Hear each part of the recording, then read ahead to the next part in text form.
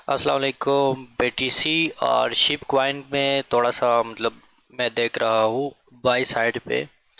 तो ये वीडियो सिर्फ और सिर्फ बीटीसी और शिप कॉइन जो है इसको मेरे एनालिसिस के मुताबिक मैं आपको एक्सप्लेन करूँगा कि मैं कैसे देख रहा हूँ, मैं कैसे बाई देख रहा हूँ, कैसे सेल देख रहा हूँ। तो फर्स्ट ऑफ ऑल स्ट्रक्चर से स्टार्ट करते हैं। तो यहाँ से मैं स्ट्रक्चर स्टार्ट करूँगा। मार्केट यहाँ पर आ गया, रिटेस्ट किया, रिटेस्ट के बाद यहाँ पर ब्रेकअप स्ट्रक्चर किया, नीचे आया, ये भी रिटेस्ट था। रिटेस्ट के बाद यहाँ पर क्लोज कहाँ पर है, तो क्लोज यहाँ पर हो गया। ठीक है, तो इसी जगह पे यहाँ पर कर देते हैं। अब ये स्ट्रक्चर तो आपको नज़र आ रहा है डाउन, और बिल्कुल ये डाउन स्ट्रक्चर आ रहा है। यहाँ पर ऐसे आप देख रहे हो, ये ऐसा स्ट्रक्चर नज़र आ रहा है यहाँ पर ऐसे। ठीक है, तो ये स्ट्रक्चर डाउन है, लेकिन इसमें हम समझेंगे कि ये कैसे हमें बाई का सेटअप इसमें ढूंढ रहा हूँ।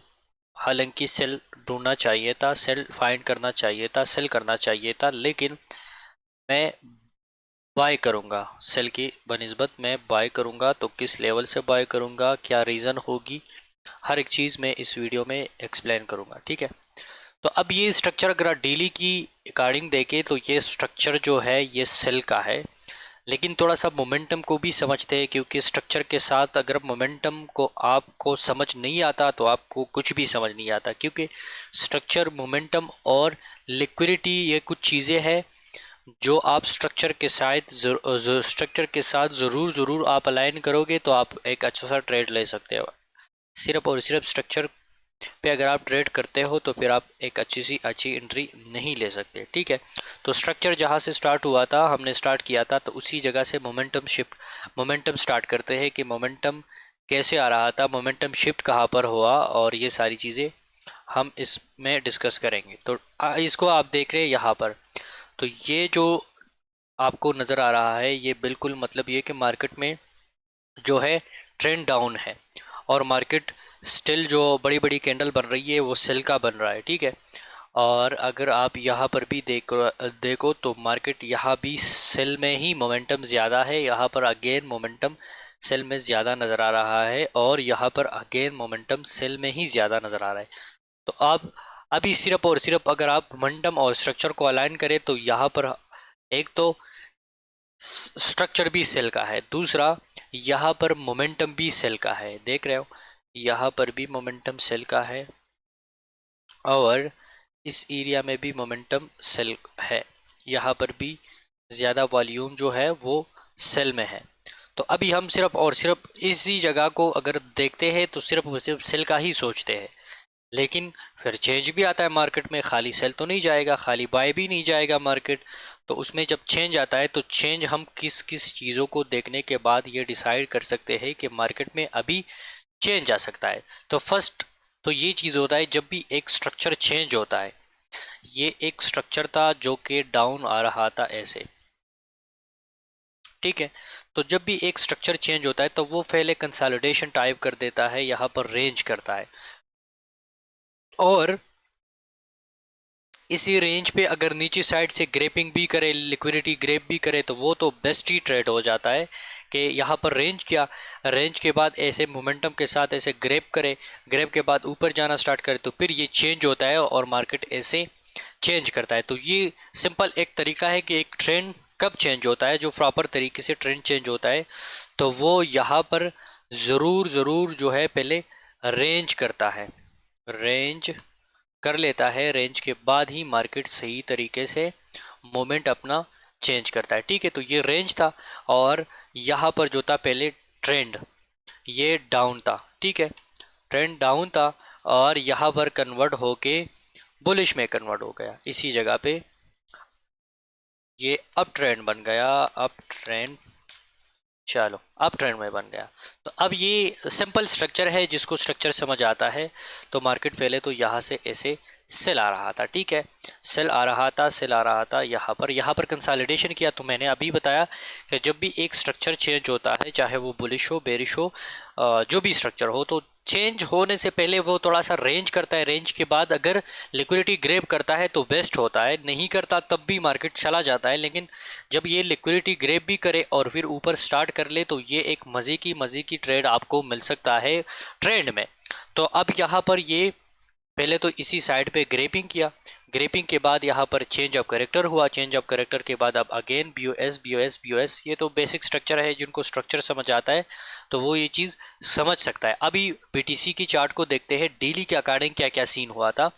तो अभी अगर इसी चार्ट को देख ले तो यहाँ पर भी मतलब ये ट्रेंड तो डाउन था, हमने तो वो तो देख लिया। अब इसको थोड़ा सा और भी डीपली की अगर स्विंग की बात मैं करूँ तो स्विंग यहाँ से स्टार्ट होके इसी जगह पे ऐसे आके यहाँ पर क्लोज हुआ था। तो बीओएस तो यहाँ पर है, ठीक है। अब इस लाइन को ख़त्म कर देते हैं, तो ये लाइन मैं ख़त्म कर देता हूँ, ये एरोज, ठीक है। तो अब थोड़ा सा मतलब इसी स्ट्रक्चर को भी डीपली से समझते हैं कि ये इसकी इंटरनल स्ट्रक्चर क्या बोल रहा है। तो इंटरनल स्ट्रक्चर भी यहाँ पर ऐसे इसी जगह से बुलिश था, बुलिश में कन्वर्ट होके यहाँ पर बेरिश में कन्वर्ट हुआ इसी जगह पे, क्योंकि बीओएस हुआ है प्रॉपर तरीके से। तो यहाँ पर जब कन्वर्ट हुआ तो यहाँ से फिर मार्केट में डाउन ट्रेंड स्टार्ट हो गया। ये यहाँ पर थोड़ा सा लिक्विडिटी ग्रेप टाइप है, और लिक्विडिटी ग्रेप टाइप के बाद मार्केट नीचे आया। तो जब भी ग्रेप करता है तो वो तो इंडिकेशन हो जाता है कि मार्केट अब सेल जा सकता है, और उसी सप्लाई को पर फिर मार्केट ने इंडिकेशन दे के सेल, ये देख रहे हो थोड़ा सा मतलब ये कि पहले से ग्रेपिंग था तो इसीलिए वो उसको टच ही नहीं किया और मार्केट पहले सेल आ गया। ये इसको हटा देते हैं।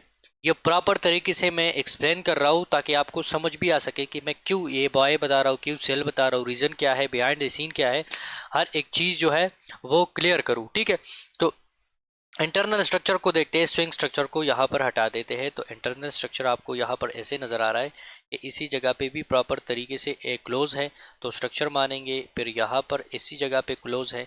तो ये इंटरनल स्ट्रक्चर भी जो था वो डाउन आ रहा था, यहाँ पर चेंज करके फिर डाउन आया था इसी जगह पे, देख सकते हो। यहाँ पर ये थोड़ा स्किप किया मैंने, ये आप 2 कैंडल के अकॉर्डिंग मान सकते हो, लेकिन इस पर ज़्यादा कंसोलिडेशन था तो स्किप कर सकते हैं, क्योंकि ज़्यादा कंसोलिडेशन पे मार्केट में यहाँ पर ऐसे प्लेटिंग टाइप लिक्विडिटी होती है। लिक्विडिटी के बाद मार्केट यहाँ से भी थोड़ा सा लिक्विडिटी इसी, ये लिक्विडिटी टाइप होता है, मोमेंटम के साथ स्किप लिक्विडिटी ग्रैब किया, ग्रैब के बाद फिर मार्केट में मोमेंटम ख़त्म था, सेलर में मोमेंटम ख़त्म था, और इसी एक ही दम से मार्केट सेल आना स्टार्ट कर दिया और ऐसे सेल आ गया। तो ये स्ट्रक्चर आपको ऐसे यहाँ पर ऐसे नज़र आता है, ठीक है। तो ये यहाँ पर ग्रेपिंग था, ग्रेपिंग के बाद यहाँ पर चेंज ऑफ करेक्टर इसी साइड पे हुआ था, जो कि यहाँ पर ये नज़र आ रहा है, चेंज ऑफ करेक्टर स्ट्रक्चर यहाँ पर चेंज हुआ। ये भी लिक्विडिटी ग्रेप टाइप था, मार्केट ने सप्लाई को मिटिगेट करके, मिटिगेट से पहले थोड़ा सा सेल आ गया, ये स्ट्रक्चर की पार्ट है, हो सकता है कोई मसला नहीं, ठीक है। तो अब ये मार्केट सेल में कन्वर्ट होके सेल ही आ गया। अच्छा, तो फिर मार्केट में मोमेंटम शिफ्ट हुआ। मोमेंटम कहाँ पर शिफ्ट हुआ, इसको थोड़ा सा ख़त्म कर देते हैं। ये जो लाइन है ये मैंने जस्ट इसलिए बता रहा था कि पहले ट्रेंड डाउन था, अब ट्रेंड यहाँ पर क्या हुआ, इसी जगह पे अगर आप देख रहे तो ये आपका रेजिस्टेंट लाइन है, ये सपोर्ट लाइन है, ठीक हो गया। तो अब ये मार्केट मोमेंटम तो डाउन आ रहा था, यहाँ पर आ गया, ये ऊपर गया, नीचे आया, ऊपर गया, नीचे, मतलब बार बार सपोर्ट रेजिस्टेंट को टच कर रहा है। तो कंसोलिडेशन हुआ, कंसोलिडेशन का मीन्स यही होता है कि मार्केट में अभी शिफ्ट आ सकता है अगर ऊपर साइड पे करता है, साइड पे ऊपर साइड जाता है तो इसी को माइनर सा लिक्विडिटी हम कह सकते हैं, जो कि यहाँ पर मैं क्रॉस निशान लगा लेता हूँ, इसको जूम कर देता हूँ। ये मेरे पास थोड़ा सा टाइम कम है तो इसी वजह से जल्दी जल्दी बता रहा हूँ कि ये चीज़ें यहाँ पर, ये भी आपका लिक्विडिटी ग्रेप हो गया, ठीक है। इसको भी ग्रेपिंग कह सकते हैं, मतलब इतना प्रॉपर तरीके से बड़ा ग्रेपिंग नहीं है, लेकिन है, कोई मसला नहीं, इसको हम मान सकते हैं, कोई इशू नहीं। तो अभी जो मेन स्ट्रक्चर है डेली के अकॉर्डिंग, तो मार्केट में ऐसे मज़े की मतलब ये कि मैं इंडिकेशन नहीं दे सकता कि बाय जा सकता है या सेल जा सकता है, क्योंकि प्रॉपर जो मेजर लेवल है, मेजर लेवल तो आपका मेरे भाई ये लेवल है। तो जब मेजर लेवल ये है तो ये तो माइनर सा लेवल है। माइनर क्यों है, क्योंकि इसमें प्लेटिंग ऐसे लिक्विडिटी भी हो सकती है, जब इसी जगह पे लिक्विडिटी हो सकती है, क्योंकि गेम तो सारा लिक्विडिटी का है, जिसको लिक्विडिटी समझ नहीं आती उसको तो कुछ भी समझ नहीं आता। यहाँ पर ऐसे लिक्विडिटी भी हो सकता है, मार्केट थोड़ा सा चेंज करके ऐसे चेंज किया, चेंज के बाद सेल अभी आ सकता है।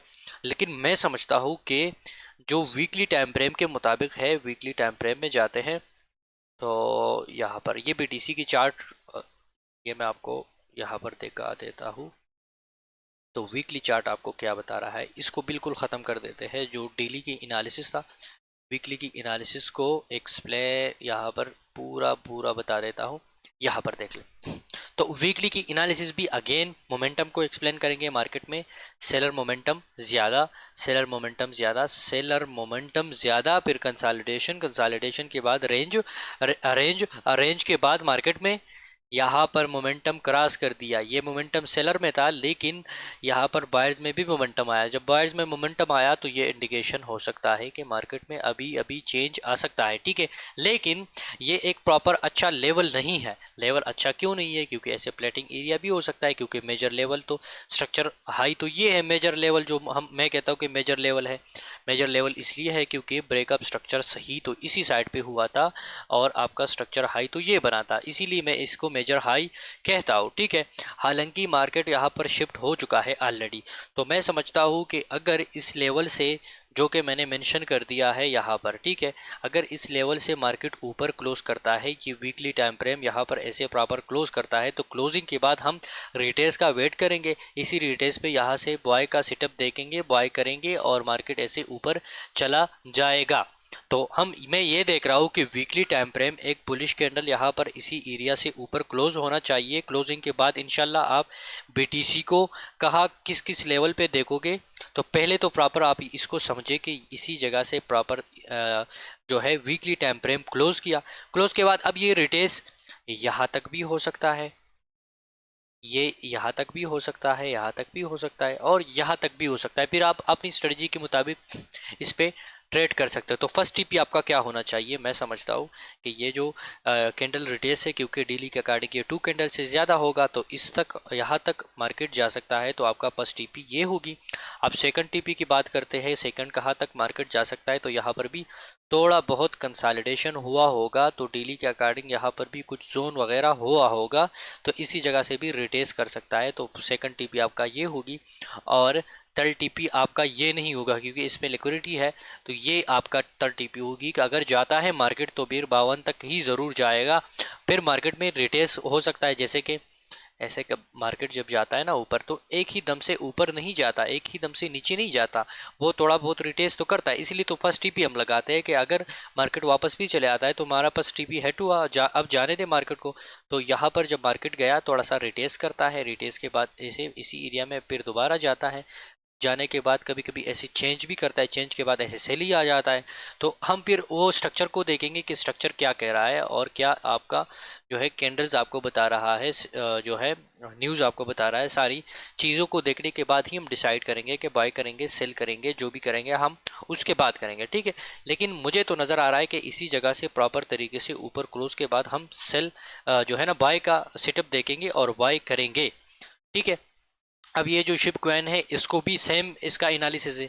यहाँ पर आप अगर इसको देखें तो इसने लो नहीं बनाया, तो इसका मतलब ये हुआ कि लो नहीं बनाया तो हाई ब्रेक कर सकता है। स्ट्रक्चर में हमने यही समझा है कि या तो लो ब्रेक करेगा या हाई ब्रेक करेगा, इसमें जो है लो ब्रेक नहीं किया, हालांकि चाहिए था, स्ट्रक्चर तो डाउन था।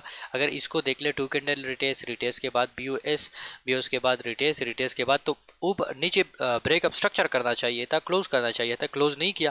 तो ये इंडिकेशन ये हो सकता है कि मार्केट आप प्रॉपर तरीके से ऊपर जाए, तो ये भी उसी के साथ सेम इंडिकेशन दे रहा है कि मार्केट ऊपर जा सकता है। तो इसका भी सैंपल मैंने ये चीज़ बनाया है कि अगर मार्केट इस लेवल से ऊपर वीकली की टाइम फ्रेम के मुताबिक ऊपर क्लोज करता है तो ये मार्केट आपको यहाँ पर टारगेट नज़र आ रहा है, यहाँ तक जाएगा। और इसी क्वेन पे मैंने अपना भी खुद इन्वेस्टमेंट किया है, ठीक है। मैंने कुछ जगह इसी जगह से बाय कर दिया है, इसी जगह से, और कुछ मैंने इसी जगह से भी बाय किया था, ठीक है। वो अलग बात है, वो पुरानी इन्वेस्टमेंट थी मेरी, और कुछ यहाँ पर इन्वेस्टमेंट मैंने की है अभी बाय का। तो इंशाल्लाह वो देखेंगे कि क्या सीन हो सकता है। तो ये बीटीसी और शिप कॉइन का मेरा यही प्रोडिक्शन है, ये सिर्फ और सिर्फ टेक्निकल है। और इंशाल्लाह मैं तो जब भी स्ट्रक्चर को देखता हूँ तो ये शिप कॉइन हो, बीटीसी हो और जो भी हो, तो वो तो स्ट्रक्चर को फॉलो करता है। अगर इसको भी आप समझे तो ये आपका जो यहाँ पर बीटीसी है, फुल हाई बना दिया, वॉल्यूम शिप कर दिया, शिप के बाद मार्केट में चेंज होके मार्केट यहाँ पर सेल ही आ रहा है। तो मतलब ये तो स्ट्रक्चर की पार्ट है ना। ये सारी चीज़ें तो हम फोरेक्स में, बीटीसी में, जो बीटीसी में अभी चल रहा है यही तो गोल्ड में भी चल रहा है, यूरो यूएसडी में भी, और जीबीपी यूएसडी में भी, जीपीपी जीपीवाई में भी, तो सेम चीज़ है। तो इसीलिए हम इसका भी एनालिसिस कर सकते हैं। जो स्ट्रक्चर को फॉलो करते हैं, कैंडल्स को फॉलो करते हैं, हम उसी हर एक पेयर पे जो है एनालिसिस करते हैं और अल्हम्दुलिल्लाह परफेक्टली मार्केट जाता है। ठीक है, तो ये एनालिसिस, जस्ट एनालिसिस जो था मैंने सिर्फ और सिर्फ टेक्निकल बेस पे किया। अगर आपको ये वीडियो अच्छी लगी हो तो इस पे कमेंट ज़रूर कर देना, ताकि मैं इस कोइंस के बारे में और भी वीडियो डिटेल के साथ बना सकूं, सिर्फ और सिर्फ टेक्निकल बेस पे। ठीक है, फंडामेंटल बेस पे मेरा इतना वो नॉलेज नहीं है, और टेक्निकल पे अल्हम्दुलिल्लाह इंशाल्लाह आपको बता सकता हूँ कि मार्केट क्या कहाँ तक जा सकता है। और आप फंडामेंटल देखो, मैं आपको टेक्निकल का बता दूंगा, और इंशाल्लाह टेक्निकल जब सही तरीके से बंदा सीख लेता है ना तो मार्केट उसी की बेस पे चलता है। ठीक है, तो अगर वीडियो अच्छी लगी सब्सक्राइब वगैरह वगैरह भी कर देना। और ठीक है, आज के लिए इतना काफ़ी है। ये मैं खुद के लिए अपने लिए एनालिसिस कर रहा था, तो सोचा कि आप लोगों के साथ भी शेयर कर लूँ।